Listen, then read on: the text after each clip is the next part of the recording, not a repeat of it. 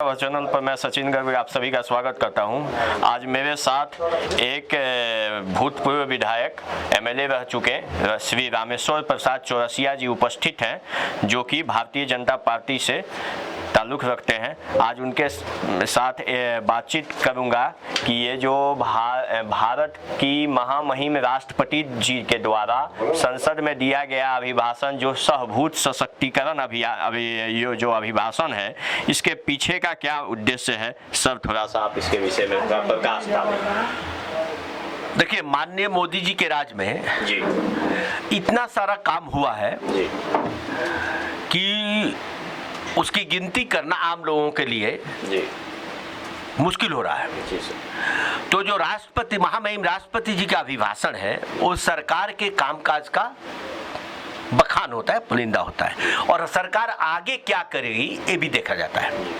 तो भारतीय जनता पार्टी ने क्या किया है कि पूरे देश में, न कि सिर्फ बिहार में, महामहिम राष्ट्रपति जी के अभिभाषण को जन जन तक पहुंचाने के लिए हम लोगों ने हर शक्ति केंद्र पर, शक्ति केंद्र मतलब हर 8-10 पंचायत पे, 6-7 पंचायत पे एक गोष्ठी करके वहां अपने कार्यकर्ताओं को भी बुलाते हैं, प्रबुद्ध नागरिकों को भी बुलाते हैं, इसका पर्चा है, इसको बांटते भी हैं और इसको वहीं पर 4 लोगों से पढ़वाते हैं, क्योंकि ये 15 पेज का है।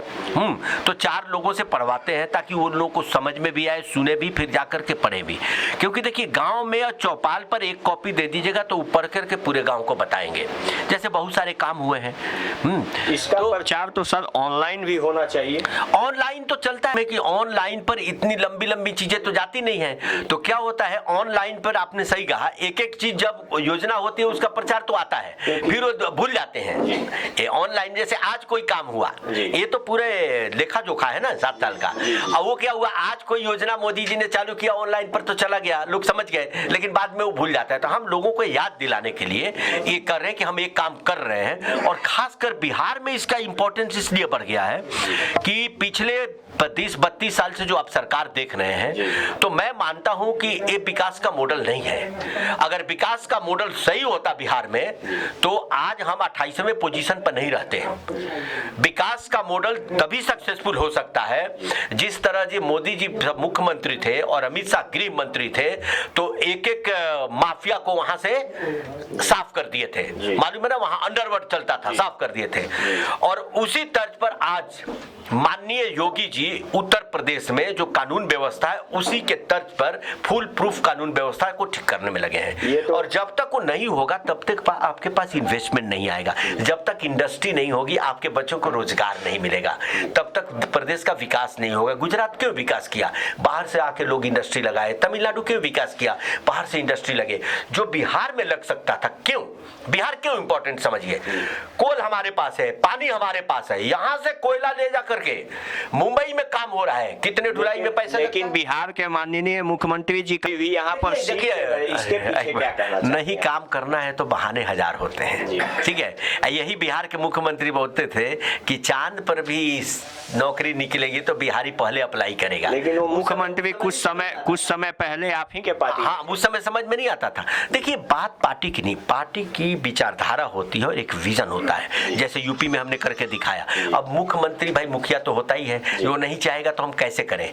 तो यहाँ के मुख्यमंत्री के बारे में हम क्या बोले, उनके साथ जो मंत्री हैं, आज पूर्व मंत्री हो गए, वही बोलते हैं कि किसी की सुनते ही नहीं है। हम बोलते तो आप लोगों को विश्वास नहीं होता, अब तो विश्वास हो रहा है किसी की सुनते। अगर 2025 में अगर बीजेपी भारतीय जनता पार्टी की बिहार में अगर पूर्ण बहुमत के साथ सरकार आई, तो दालमिया नगर फैक्ट्री, जो कि एक बहुत प्रसिद्ध फैक्ट्री है, जो 1933 में इसकी शुभारंभ हुई थी और बंद हो गई, जिसके शुभारंभ में राजेंद्र प्रसाद प्रथम राष्ट्रपति भी गए थे, वो चालू करवाने के लिए क्या। देखिए, ये जांच कराने के लिए 25 तो दूर है, आपको मालूम है, जब से मैं विधायक बना तब से लगा, ये फैक्ट्री बिक रही थी। मैंने उस समय रेल मंत्री से कह करके, हमारी सरकार नहीं थी, फिर भी मैं दिल्ली गया, तब जाकर के अभी सरकार के अंडर में है। और जिस दिन हमारी सरकार बनेगी, अगर मत कीजिए, सरकार 25 में बनेगी, मैं आपको बता रहा हूँ, और लोगों को भरोसा दिलाए सरकार बनेगी। डालमिया नगर जैसी एक नहीं, सैकड़ों फैक्ट्री यहाँ बिहार में हम खड़ा करेंगे। एक फैक्ट्री नहीं। और आपको बता देता हूं, बिहार में भी मोदी जी जैसा, अमित शाह जैसा, योगी जी जैसा एडमिनिस्ट्रेटर चाहिए। और जब तक ये नहीं होगा, भाजपा नहीं आएगी, यहां गुंडा राज समाप्त नहीं होगा। और जिस दिन गुंडा राज समाप्त हो जाएगा, उस दिन इंडस्ट्री का जाल बिछ जाएगा और बिहार के बच्चों को बाहर नहीं जाना पड़ेगा, न कोचिंग करने, न पढ़ाई करने, न नौकरी करने। मैं आपको आश्वासन देता हूं। आप एक डालमिया नगर तो होगा ही, और उससे भी बृहद होगा, लेकिन हर जिले में 1 डिस्ट्रिक्ट 1 प्रोडक्ट। आप सुने हैं ना, ओडीओपी हर जगह। वही जो यूपी में अप्लाई किया, यहाँ भी होता। आपके डिस्ट्रिक्ट में क्यों नहीं हो सकता था? आलू होता है, चावल होता है, गेहूं होता है, यहाँ हम क्यों नहीं चिप्स बना करके भेज सकते थे मुंबई या दिल्ली? आलू यहाँ से जाता है, चिप्स वहां बनता है, हम फैक्ट्री यहाँ क्यों नहीं लगा सकते थे? क्यों? यहाँ गुंडा राज है, गुंडागर्दी में कोई आएगा नहीं, हम तो लगाएंगे नहीं, वो जाएगा रंगदारी मांगने। तो इसीलिए हम लोग बूथ पर घूम घूम करके लोगों को समझा रहे हैं। हमारे प्रभारी भी आज आए हुए थे, समझा रहे हैं कि जात पात से ऊपर उठिए, प्रदेश के बारे में सोचिए। बिहार जो लोकतंत्र की जननी है, चंद्रगुप्त, चाणक्य, बुद्ध, महावीर सबकी धरती होने के बावजूद, डॉक्टर राजेंद्र प्रसाद इनकी धरती होने के बावजूद भी देश का जो पहला राष्ट्रपति दिया, उस प्रदेश का ये हाल है। इसको सुधारना बहुत जरूरी है। और हम लोग क्या है, भारतीय जनता पे सब होल टाइमर, हम इसके लिए काम करते हैं, अपना मकान बनाने के लिए काम नहीं करते हम लोग जनता के दुख दर्द में सहभागी होने के लिए, जनता के विकास, प्रदेश के विकास के लिए करते हैं, अपना घर बनाने के लिए काम नहीं करती भारतीय जनता पार्टी। सर एक और प्रश्न है, भारतीय जनता पार्टी के माननीय मोदी जी ने बापू के आदर्शों पर चलते हुए 2 अक्टूबर 2014 को स्वच्छ भारत अभियान के तहत स्वच्छता का की ओर एक कदम रखा। उसके बाद 1 अक्टूबर 2021 को स्वच्छ भारत अभियान 2.0 चलाया गया, जिसके तहत शौचालय के लिए हर जिस जो सक्षम नहीं है, सक्षम है, उसके खाते में 12-12 हजार रुपए जो भी सहयोग राशि डाली गई।